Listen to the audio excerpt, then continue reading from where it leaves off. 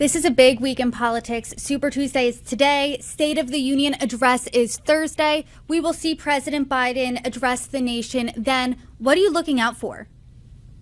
So I think that President Biden has to do a couple of things. Number one, this is something that no president in my memory in the last at least 2 decades has had to do.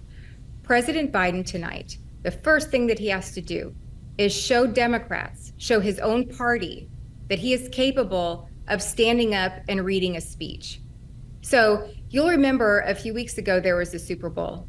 There were, and there's always a presidential interview invitation. Joe Biden declined that. His team said, no, we want viewers to go ahead and watch the Super Bowl free of politics. That was a huge error on their part because Joe Biden was already very weak. And they didn't trust that he would be able to sit down with an interviewer in front of 123 million people, the most viewers of any show in history.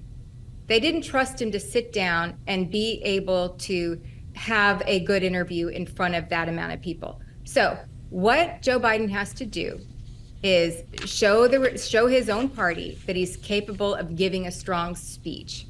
And then his surrogates are going to fan out across the country.